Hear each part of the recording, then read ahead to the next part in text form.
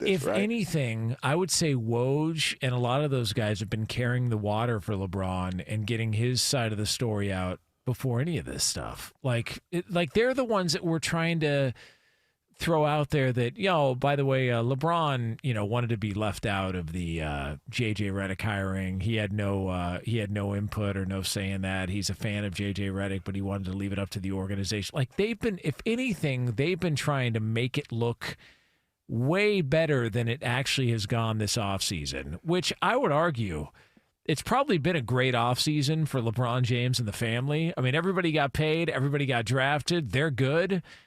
It's just the organization that's, kind of in a tough spot. And it actually reminds me a little bit of Kobe Bryant's final years with the Lakers, to where they gave him that last big deal. He got paid, but everyone recognized, dude, they're not close to being able to compete for a title. And LeBron can say whatever he wants about, I think we're still in contention. I think we're still in contention.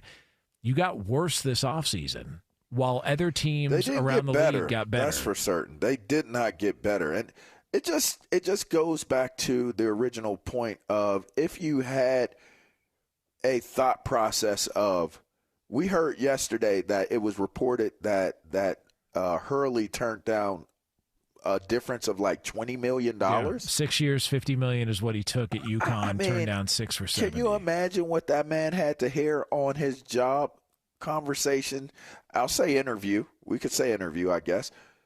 What did you hear in a job interview that would make you pass up on a job that gives you a $20 million pay raise? Think about it. Yeah. I mean, it had to be to him some of the most egregious S that you could hear in order for him to say, yeah, I'm good. I'm good here. I'm not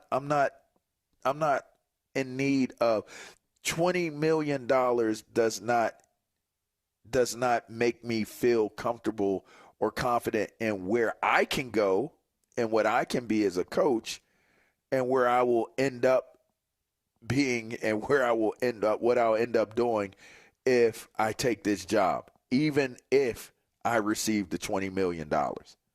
Like that, to me, to pass up $20 million difference, that's saying something was really, really bad. It was bad. Because, everybody's got a price, right? It's the old $1 Million Man. You got to believe that everybody's got a price. Hey, $20 million. Here I am. I'll tell you, I said it. Yeah, I said it when we were filling in for the Herd yesterday. I would play for the worst team in the league gladly for some of the money that's being thrown around. Hey, but he did party with Diddy, though. So it's kind of like, for me, that like the price tag is, maybe that price tag is a little too deep, man. Maybe it's steep. Maybe it's a little too steep, man. Maybe the things that you got to take part in to get that $20 million difference. Hold on a second. Maybe it just ain't worth it, man. Who partied with Diddy? LeBron. Oh, did he? He's no kidding. They had video surfacing there. No way. Talking about ain't no party like a Diddy party. That's out there. That ain't Was he on the banana boat with them? I don't know. Oh. I don't use banana boat as a reference either, by the way. That's not a term I use. Oh, yeah? No. There's a picture that went around where LeBron and I think it was Chris Paul and was it Carmelo Anthony were all sitting on a banana boat, just kind of hanging out all together, Just listen, it's out there. I don't know if it was photoshopped or not, but it was there. So I was just wondering if that was like at a pool party because I had no idea that he hung out with Diddy. I had no idea. But maybe. I'm just saying. Maybe that was the. By the way, could you imagine if Danny Hurley actually came out and said, "Listen, love the opportunity, love LeBron as a player, could not say enough good things about the organization. They treated me nicely. They were great to my family. The money was great, but he hung out with Diddy. I don't know what to tell you. Like that's. I just can't. I can't do it. I just can't do it. But when you put in Danny Hurley, you put in all the other options that were out there and potentially available for them to try and acquire this offseason, and all have chosen, whether it was Klay Thompson wanted to go to Dallas, there was the old, the state income tax and, Texas compared to California. Oh, okay. So what was the DeMar DeRozan excuse? Because he's playing in Sacramento. And if you would have told Laker fans California if you would have told Laker fans years ago that, and again, it was a sign and trade and all that, but I feel like that would be something potentially that the Lakers would want to pull off, because we've been hearing about DeMar DeRozan potentially being a Laker for a long time because he's from out here.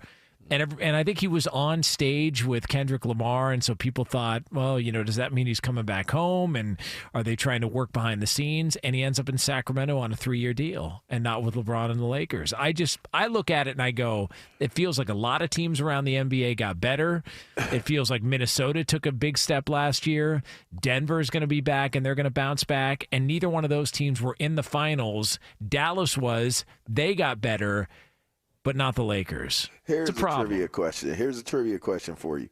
Who's the most high-profile signing that the Lakers have had this offseason? Bronny James. Bam. That's deep. Yeah.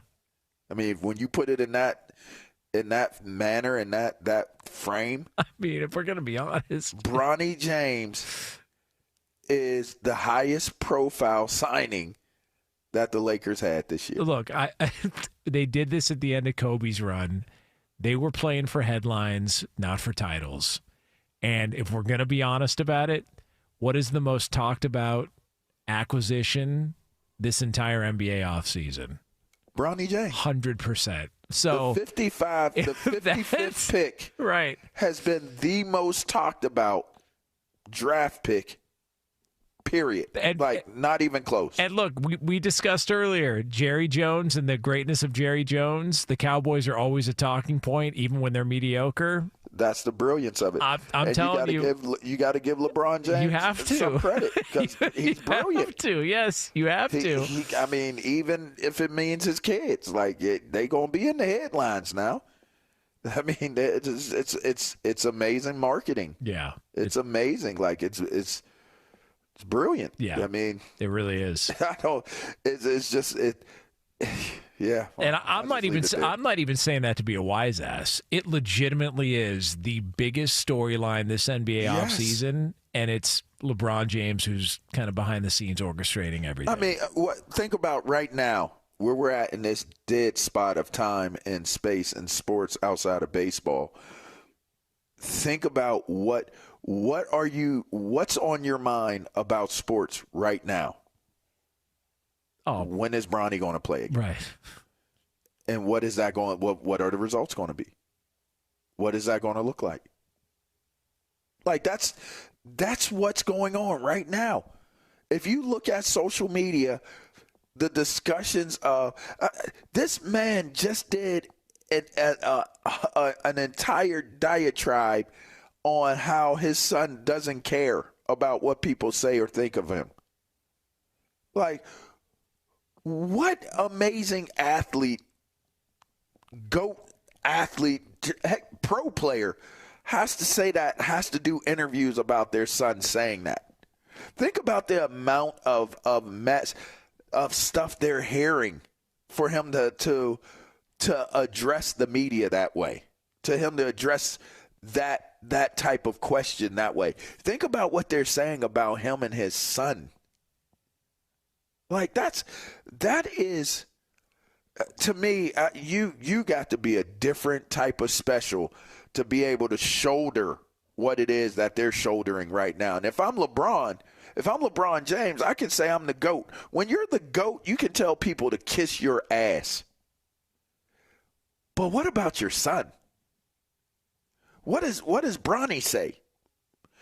The only recourse that he has, the only defense mechanism that he possibly could execute that makes any type of sense at this point is not caring.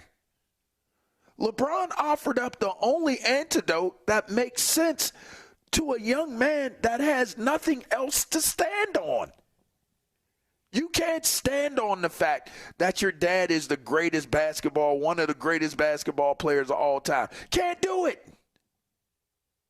You can't. can't stand on the fact that despite what y'all say, I had a dope-ass high school career. I had a dope-ass college career. And now I got drafted to the Lakers, and I'm about to have a dope-ass NBA career. Can't do it. Can't win with him. Can't do it.